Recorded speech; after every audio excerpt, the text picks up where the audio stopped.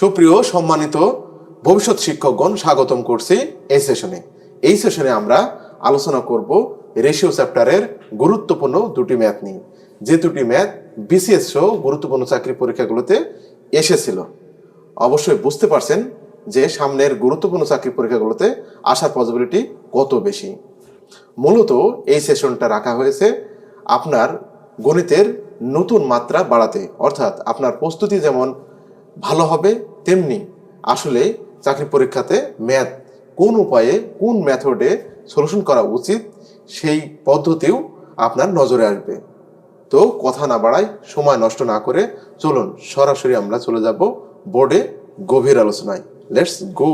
অঙ্কটি হলো ক, খ ও গ এর বেতনের অনুপাত 7:5:3। খ, গ অপেক্ষা 222 টাকা বেশি পেলে ক এর বেতন কত? এই টাইপের ম্যাথ আজকের ভিডিও দেখার পরপরই আপনি 5 সেকেন্ডের ভিতরেই সঠিক উত্তর নির্ণয় করতে পারবেন। চলুন সেই মেথডটি জেনে নেওয়া যাক। Let's go. দেখুন, ক, খ এবং গ এর বেতনের অনুপাত 7, 5 and 3 বের করতে হবে আমাদের ক এর বেতন। এখানে দেওয়া আছে ক এর রেশিও 7, অর্থাৎ ক এর বেতন যা হবে সেটি অবশ্যই 7-এর গুণিতক হবে। 7-এর গুণিতক হবে, অর্থাৎ এই যে 4টা অপশন আছে, এই 4টা অপশনের ভিতরে যে অপশনটি 7 দ্বারা সম্পূর্ণরূপে ভাগ করা সম্ভব হবে সেটাই হচ্ছে সঠিক আনসার হবে।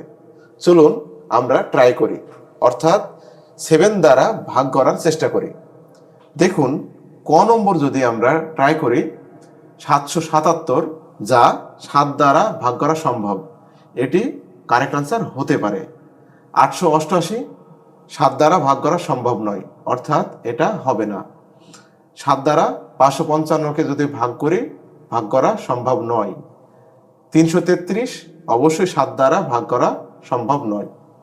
দ্যাট মিনস একটি মাত্র অপশন রইল 777, যা 7 দ্বারা ভাগ করা সম্ভব হচ্ছে, অর্থাৎ এই 777ই হচ্ছে ক এর বেতন। আই হোপ বুঝতে পারছেন যে কত ইজিলি স্মুথলি অঙ্ক করা যায়।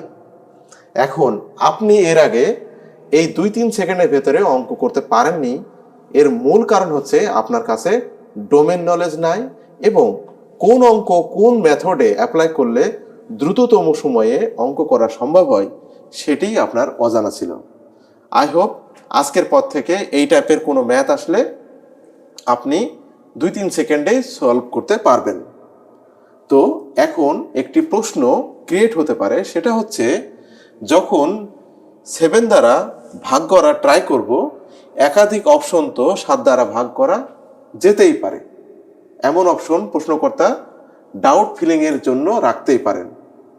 অবশ্যই এটা একটা ভালো কোশ্চেন। তখন আপনি কি করবেন, একটু আপডেট ভার্সনে অঙ্ক করবেন, অর্থাৎ আপনি একটু আপডেট ভার্সনে অঙ্ক করলেই কয়েক সেকেন্ড সময় লাগবে বেশি, তবে কারেক্ট আনসার বের করা আপনার পক্ষে খুব একটা জটিল হবে না। চলুন সেটা জেনে নেই। দেখুন, অ্যাকর্ডিং টু দ্য কোশ্চেন বলা হচ্ছে খ এর বেতন গ এর চেয়ে 222 টাকা বেশি। দেখুন তো, এখানে খ এর বেতন 5 টাকা, গ এর বেতন যদি 3 টাকা হয়, তাহলে খ এর বেতন গ এর চেয়ে কয় টাকা বেশি? আপনি অবশ্যই বলবেন 2 টাকা বেশি।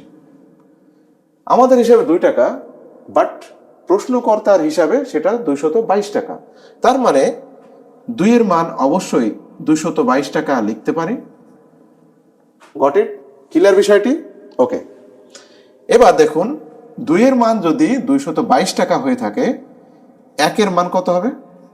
1 এর মান অবশ্যই 111 টাকা হবে। আমাদের দরকার কি, ক এর বেতন কত টাকা? তাহলে বের করতে হবে কত? আমাদের 7 এর মান বের করলেই হবে। 1 এর মান যদি 111 হয়, তাহলে 7 এর মান অবশ্যই 777 টাকা অবশ্যই হবে।